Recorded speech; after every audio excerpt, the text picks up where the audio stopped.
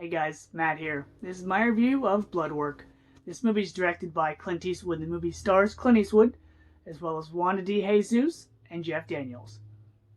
Bloodwork is about an FBI detective named Terry McCaleb, and he's on the trail of this serial killer called the Code Killer. And one night, Terry has this killer on the run, and when he's within feet of his grasp, his heart gives out. Fast forward 2 years later, Terry now has a heart transplant. And he's approached by this woman who says that Terry has her sister's heart. But when Terry finds out that her sister was murdered, he realizes that the code killer might be back. One of my early jobs was at a Blockbuster. I bet you don't hear that every day. And Bloodwork always came across my radar, but I never gave it the time of day until a coworker of mine said to check it out. So I watched it, and it was really good. I was mad at myself that this movie had been done by Clint Eastwood and had not been watched by me for so long. And so I wanted to revisit it, and I feel the exact same way. As a huge Clint Eastwood fan, I like this movie because of the mystery and the story that it tells, but also some of the acting, which I'll get to. So, Clint Eastwood in this movie. I'm a huge Clint Eastwood fan. Granted, not all his movies are good, but for the most part, I enjoy his work, both in front of and behind the camera. Now, Clint Eastwood likes to play, for the most part, two kinds of roles. If it's a Western, he likes to play this, mysterious stranger that comes into town that's a badass that likes to help the people that live there.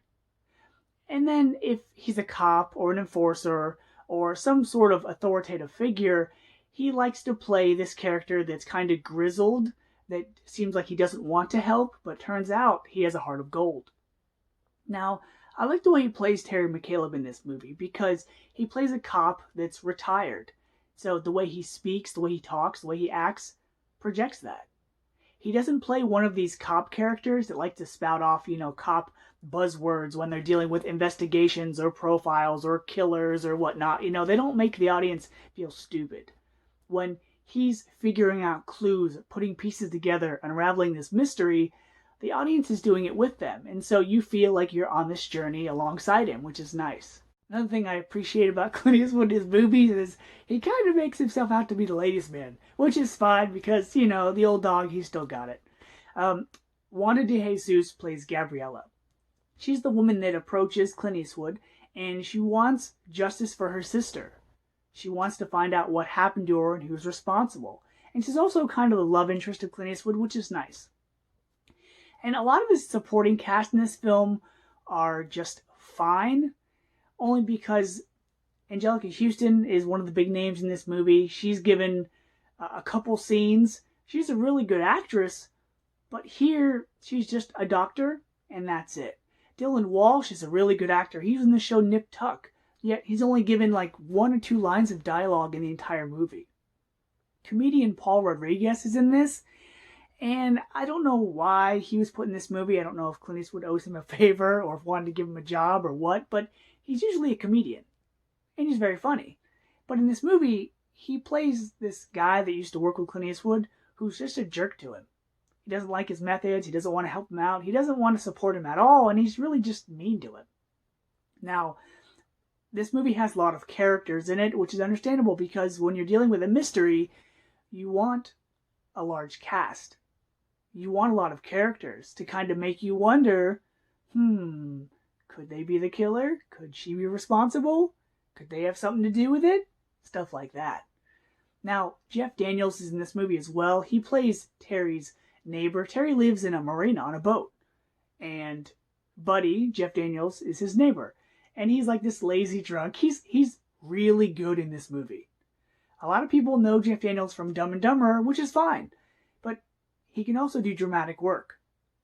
Watch The Newsroom. Watch Arachnophobia. Watch this movie. If you're a fan of his, watch this film because he's very good in it. The other reason why I really like this movie is the revelation of the killer.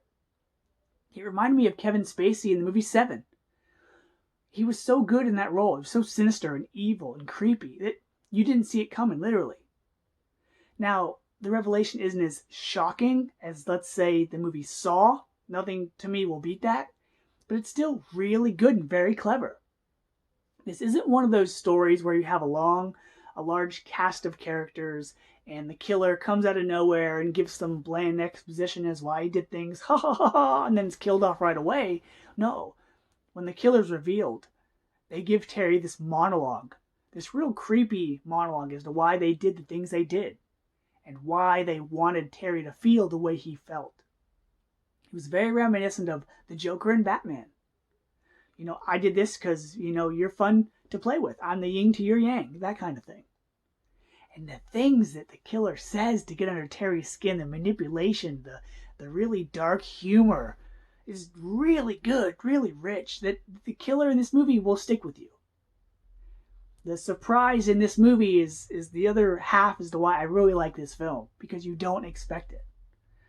So, because the acting from Clint Eastwood, the good guy, and the killer, the bad person, is really good, I'm going to give Bloodwork a B+.